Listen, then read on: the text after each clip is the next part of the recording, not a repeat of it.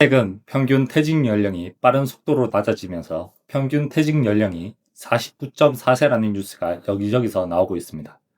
이 수치는 단순한 통계가 아니라 40대 직장인들에겐 현실적인 충격으로 다가옵니다. 아직 준비도 안 됐는데 왜 이렇게 빨리 퇴직을 맞이하게 되었을까라는 후회가 찾아오는 것이죠. 오늘 영상에서는 평범한 직장인 90%가 40대가 되면 무조건 하는 후회, 그리고 그 후회를 줄일 수 있는 현실적인 방법을 알려드리겠습니다. 이 영상이 여러분의 10년을 바꿀 수 있는 기회일 수 있습니다. 첫 번째 후회는 바로 경제적 불안정입니다. 사실 40대는 경제적으로 가장 피크에 도달하는 시기입니다. 소득도 정점을 찍지만 동시에 소비 역시 절정을 달하죠. 자녀 교육비, 주거비, 각종 대출 상환, 생활 수준 유지를 위한 지출이 눈덩이처럼 불어납니다. 그런데 바로 이 시기에 예기치 않게 퇴직을 맞이하면 충격은 배가 됩니다. 가장 많은 돈이 필요할 때 수입이 끊기기 때문에 평범한 직장인이라면 누구나 불안과 후회를 느낄 수밖에 없는 거죠. 조금만 더 모아둘 걸, 미리 준비했어야 했는데, 이런 후회가 40대 직장인들의 마음을 가장 무겁게 만듭니다.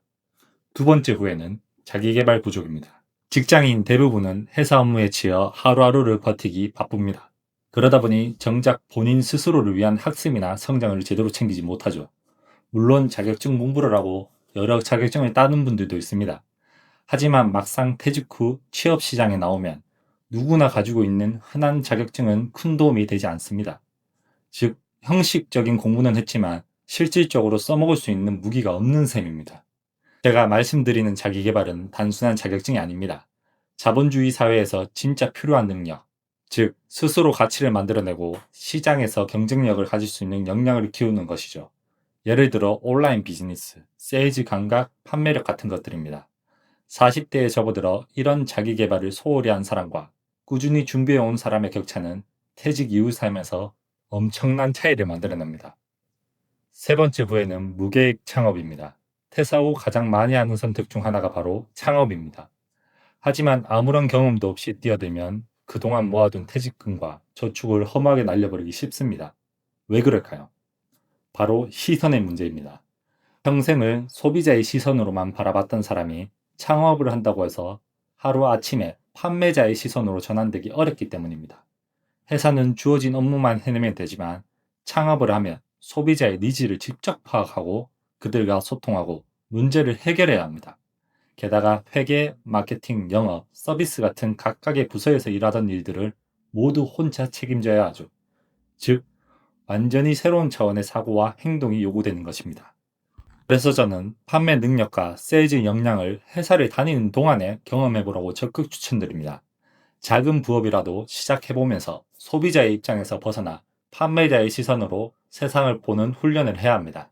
이 경험이 있으면 나중에 창업을 하더라도 리스크를 크게 줄일 수 있습니다. 이제 중요한 건 이런 후회를 미리 막기 위해 무엇을 해야 하느냐는 겁니다. 많은 사람들이 후회하는 이유는 회사에만 의존한 채로 살아왔기 때문입니다. 저축과 절약도 물론 필요하지만 그것만으로 한계가 분명합니다. 특히 평균 퇴직 연령이 점점 낮아지는 현실 속에서 회사 밖에서의 소득원을 준비하지 않는다면 같은 후회를 반복할 수밖에 없습니다.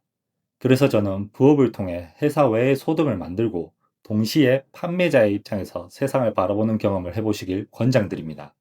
저 역시 회사를 다니면서 위탁 판매 부업을 시작했습니다.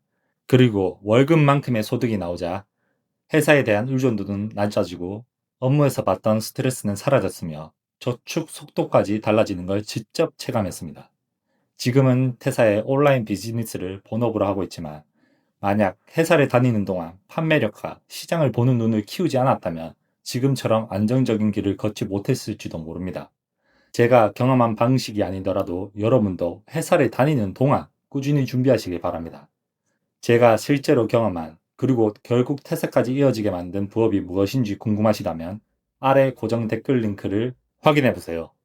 지금까지 돈셀이었습니다. 감사합니다.